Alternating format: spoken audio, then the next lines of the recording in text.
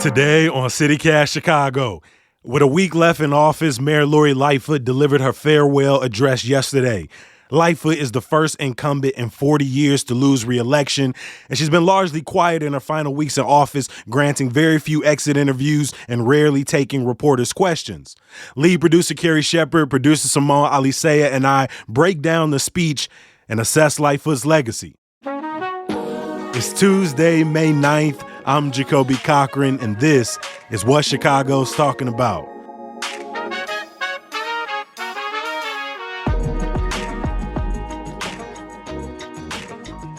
After 20 minutes of Mayor Lightfoot supporters and staffers lauding her tenure, including a glossy, highly produced Bulls pregame video of her accomplishments, the mayor took the stage. She thanked the people who worked alongside her and checked off the list of all the things she did in 4 years, years that were marked by a once-in-a-lifetime pandemic and civil rights fights across the country calling for an end to police violence. But let's start with an issue the mayor made a central tenet of her campaign 4 years ago: equity. Our whole city, not just the downtown, not just the north side, our whole city, and unapologetically so.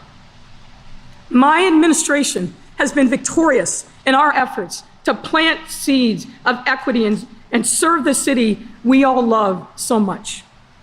And the real story of this administration is told through the lives of the people that we served.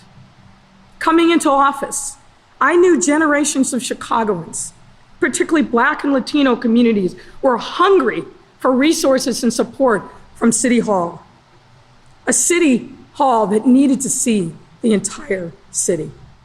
Carrie, the mayor really pointed to her Invest Southwest program, which has really been her economic initiative over the last 4 years. Can you tell us more about that program and whether or not it can be considered a success as she, says it is?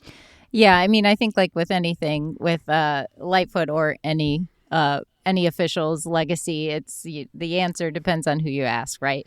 So the thing with Invest Southwest, as she mentioned there, this was a big part of her campaign when she was elected in 2019. And another big thing that, she didn't even talk about was her slogan was "Bring in the light." So it was a lot about her, bringing reform into the fifth floor and transparency. Invest Southwest is this idea of bringing development, investment, developing vacant land on the south and west sides, which we know in Chicago is largely Black and brown neighborhoods, and not just investing in downtown, not just investing in the Loop. Now, there was reporting, in the last couple of years that, appropriately so, put some scrutiny on these accolades for Invest Southwest.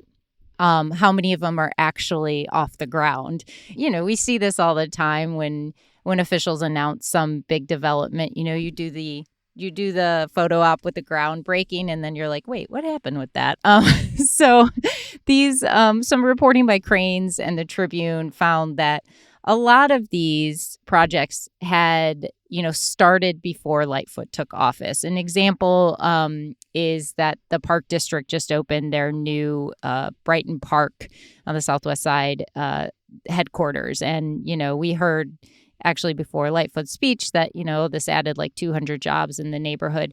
This I had been hearing about since Rahm Emanuel was mayor. This was announced. So maybe she pushed some of these. The question remains now. So maybe she pushed some across the finish line, but maybe she didn't start all that development. And then also there are questions of well, wait, were these really developed or did we just say these are going to be developed?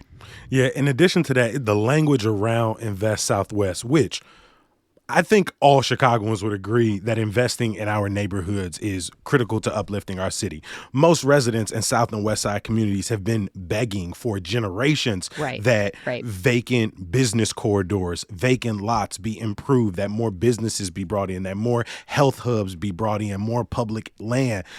But when you start looking at some of these major developments, and these are big numbers, right? There's one in South Shore. They gave $47 million. Auburn Gresham development got $43 million, $53 million in Humboldt Park. And some of these cases, residents who are saying, this is a great idea. We love this initiative. We love the marketing.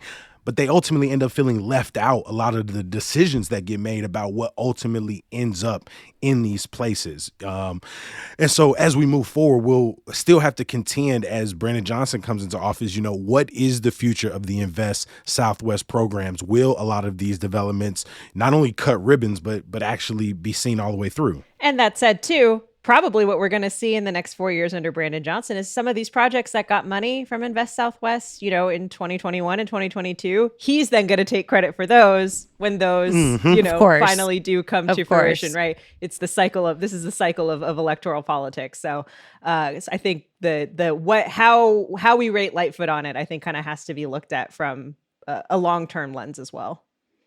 Of course, we have to talk about, 3 out of her 4 years, we're living through a global pandemic, something there was no way for the mayor or any of us to prepare for. I still remember the surreal feeling of learning about the city's first COVID case. I will never forget the daily vigil of watching the deadly contagion sweep across Asia to Europe and then to our coast. Its presence here in Chicago was inevitable.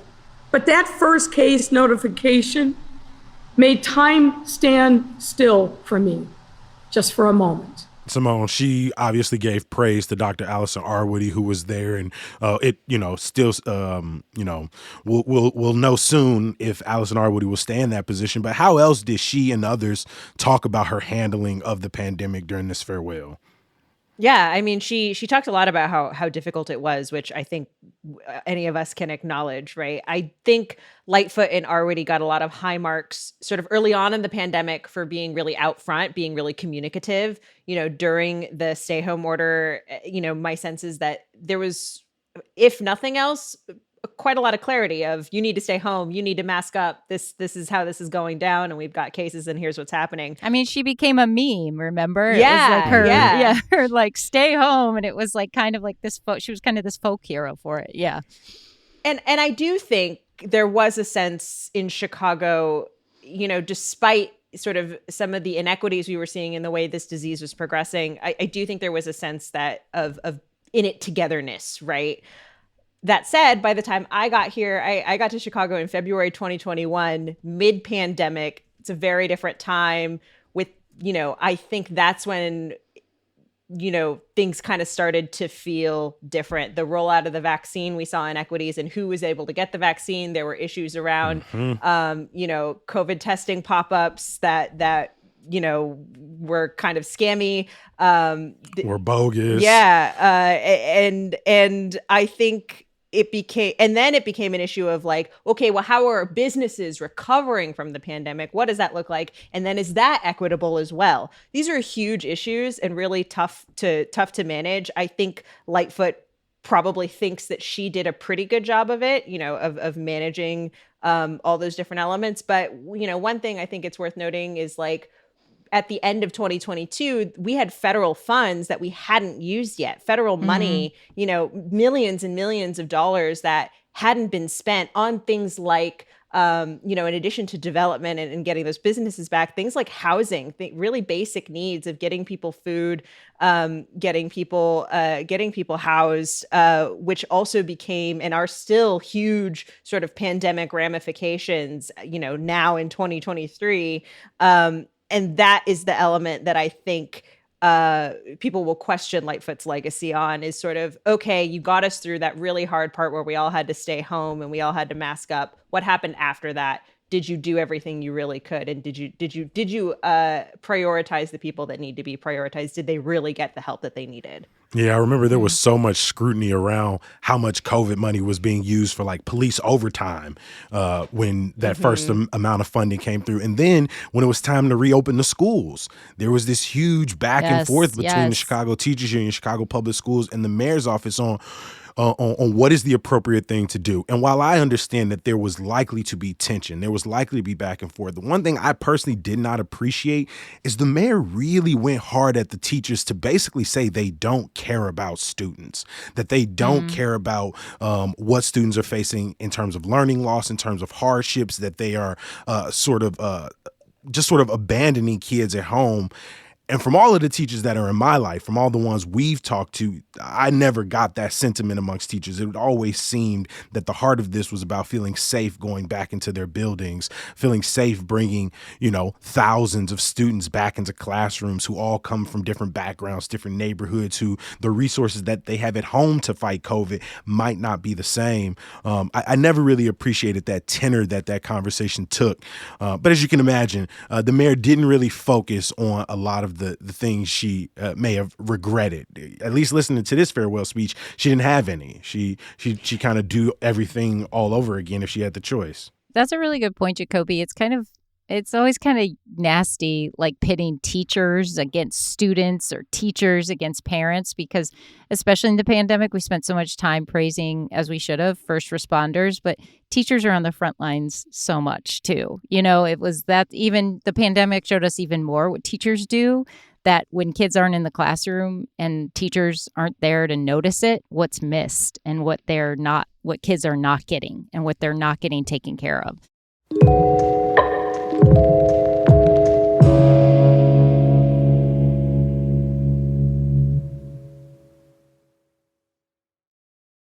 We heard during the mayor's reelection campaign about some of the, those big projects she got over the finish line, or at least close in her mind. Carrie, can you remind us what some of those big wins the mayor is pitching to us? I'm surprised this didn't get mentioned more in her farewell address by the mayor, but was mentioned before, like we said. And, she had sort of supporters, surrogates, and this glossy video praising her accomplishments. It was very well produced. And it was mentioned. That music was something else. They should have used this as the commercial. I was like, they missed. I'm like, why your best video the last one? I'm a different kind of person. The freedom that I have, having not come up through the democratic machine, is that I can do things my way because I am only beholden to the voters. Ladies and gentlemen, Mayor They had two commercials in there. They had one that was like all her accomplishments and one that was just the pandemic. There were two different commercials in that one video. Anyway. There really were. It's sort of like, were these recycled from her reelection bid? And challenging the status quo. That's exciting to me. It's the time for a new era of trust between the people of Chicago and the government that serves them. And who knows? So the big one we're going to hear about, and that we've talked a lot about on CityCast, is the casino. This is something that Chicago mayors have been trying since Mayor Richard M. to happen for Chicago, to say this could be a tax boost for the city. There's always sort of been this tension between Chicago mayors and be it the governor, be it legislators who don't want this to happen because they think it'll put the tax burden to build a casino in Chicago, would put the tax burden on the rest of the state. This is a common theme, Chicago versus everyone. But her making this happen is a pretty big deal. Sure, we've heard from the folks in River North and around where the casino will be about how much they're opposed to it. We've heard from downtown aldermen who are very much opposed to the temporary casino at the Medina Temple in River North because of how much traffic it's going to cause. We also heard from a lot of people who are very excited. They don't have to go to the suburbs or Northwest Indiana to gamble. And they think that this, and obviously the boosters say, look how many jobs this is creating, from card dealers to marketing people to, everything. So the casino, I think, is a really big one that, people will talk about for a long time, that actually Lightfoot did. There was a lot of her predecessors build it up, but she actually did get it across the finish line. Yeah, we've got an actual provider, Bally's, huge casino. Yes. They run casinos all over, like coming in to build a casino in Chicago. That's no small feat. And the fact that thing is also supposed to have all kinds of different amenities in addition to just the games, right, that are there. I know my mom's excited to come and visit the casino when she visits me. I'm really interested to see how Mayor-elect Brandon Johnson positions himself next to mega developments that have either been in the works since Rahm Emanuel. You think of like a Lincoln Yards, for example, but also these developments that came along that, have kind of split fanfare but seem imminent when you think like a casino, a NASCAR, but also how he positions himself against things like, a red line extension, which every mayor for generations and generations and generations has, sort of promised to deliver on. And I mean, there could be a likelihood that we see some actual movement, physical, structural movement under his tenure.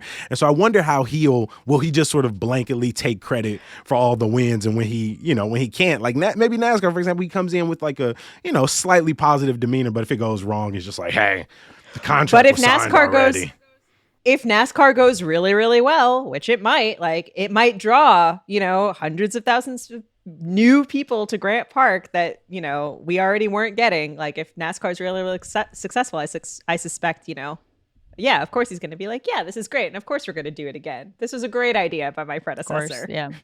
It was well documented through, especially this campaign season. All of her opponents came at her in some ways, because the narrative is that Lightfoot didn't bite her tongue when she didn't get along with media or staffers or other politicians. We covered stories of arguments on the city council floor between her and other alders. She spoke about this a little bit in her speech.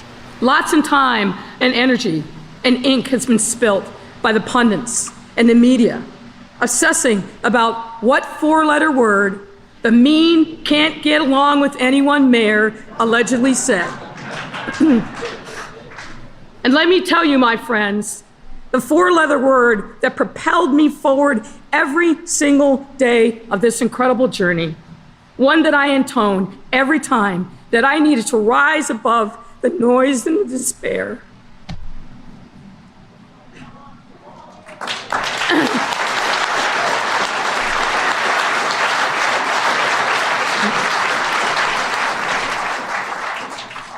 That four-letter word was spelled H-O-P-E.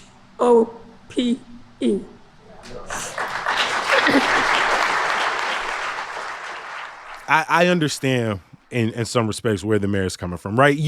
I imagine anybody running for that position knows the critical scrutiny that they are going to be put over during their tenure. And when you're looking at a pandemic, for example, when you're looking at an uprising after the killing of George Floyd, Mayor Lori Lightfoot was put in a very difficult position. But I think one word that was missing, one 9-letter word missing from this speech, is apologize. Because I think one of the things people felt throughout Mayor Lightfoot's tenure, particularly when you think about young people who often had to sort of bear the brunt of criticism in this city when we talk about uprisings and violence, I think they deserved a sense of, I apologize, because coming into this position, especially with the uprising, yes, was difficult. But I read one tweet that said, the minute you raise those bridges, and that's when your reelection was lost. And not taking some measure of accountability in this speech, apologizing for the people who don't feel like they were listened to, who don't feel like transparency was delivered, who don't feel like there was sort of true equity in some of these conversations, I think would have went a long way to kind of push back against this feeling that the mayor, sort of had no regrets and was always just being attacked, versus taking some sense of accountability for, the way she positioned herself towards people in this city. And raised the bridges you're referring to, when there were, protests and rallies downtown, raising the bridges so people couldn't even get into downtown to participate in what is their right, to be heard. Get out. Or get out. Exactly, right. To get out. And the mayor never seemed to speak with empathy about the people who were caught up in police violence, whether it was outside of the Columbus statue or whether it was in downtown Hyde Park during marches. Never apologized for using, salt trucks and trash, and garbage trucks just around the city to sort of blockade people into their neighborhoods. Never really apologized for the harm that people felt throughout this tenure.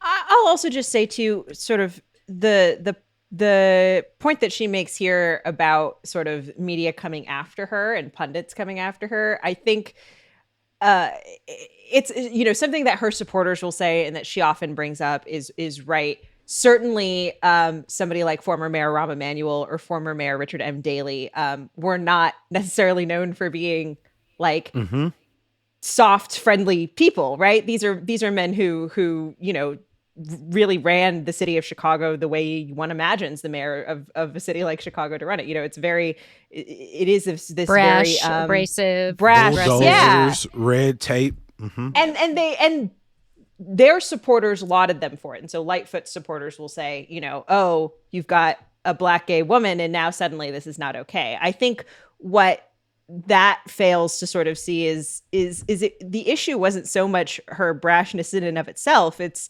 she couldn't really work with folks to get her agenda done. Like if you're a mayor, you have 50 aldermen that you have, and among city commissioners and heads and various department people that, yes, you hire, but yes, you have to work with too. And if you want to get stuff done, you're going to need their support. And if you can't get them on board, that makes you weak in your job. Like that means you're not doing your job very well. And I think that is sort of the distinction to make. And one thing that I don't think, that nuance, I think we don't necessarily get at quite enough when we're talking about Lightfoot and how she's remembered. Yeah, because Chicago is not against like arrogance or cockiness or like standing up for yourself or, pushing your agenda. I don't think Chicago is against sort of poking your chest out. But like you said, there was in that sort of a twinge of political amateurism that couldn't be shaked. And both things can be true, that she probably did get it more, as most female Black and especially gay politicians get it more. But like you said, Simone, I mean, it's about like plain politics. And also just there were like revelations of how, there's these text messages and emails of how she talked to her staff, which I thought were a big turnoff for people. Even if you get rid of like the media, we can take it. We signed up for it. It's thick skin. And then also just how she, like her relationship with the governor, these texts that came out that were sort of like, she was kind of chastised the governor on he didn't do this or he didn't do this. And we like to think that like our governor and the mayor and the leader of the state's largest city can get along and work some things out because they kind of have to, So I will point out though, Pritzker's response to that wasn't "Don't talk to me this way." It was "You should call me," and the subtext there is because those texts are public record. Exactly, totally. Even more reason it was like amateur versus pro. He's sort of like, I'm not gonna write anything. I know that I know Greg Pratt's gonna publish these. Yeah, totally.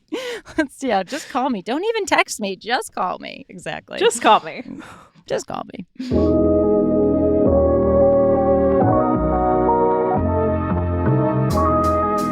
Obviously, this conversation is just the tip of the iceberg.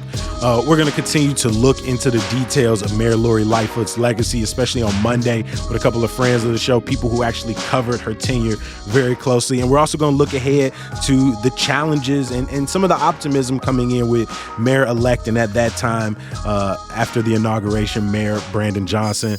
Thank you to lead producer Carrie Shepherd and producer Simone Alicea. Before I let you go, a little bit of news, y'all. Mayor-elect Brandon Johnson has released his new plan for city council, including bringing the number of committees to 20 by adding one for police and fire. Johnson named Alderwoman Pat Dow as the head of the Powerful Finance Committee and Carlos Ramirez Rosa as the floor leader. For a full list of his committee chairs, check the show notes. CTA is getting a $200 million federal grant to replace about 300 of the city's nearly 1,500 L-Train cars. Them things is old. Some been in use since the 80s. And some good news. The Special Olympics Spring Games kicks off on the near south side today at Dunbar Park. I'll drop a link to the activity calendar for the next 4 days in the show notes. As always, we appreciate you for listening. Make sure you're following along with our daily newsletter, Hey Chicago, at chicago.citycast.fm. Our newsletter editor, Sydney Madden, is trying to get you ready for patio and outdoor season. It's already among us. I booked like 2-3 reservations today myself. I'm not playing with y'all. And yes, I'm also gatekeeping where I book so I can keep it to myself. I'll be back bright and early tomorrow. Peace. Today on CityCast Chicago, Jacoby gets corrected yet again.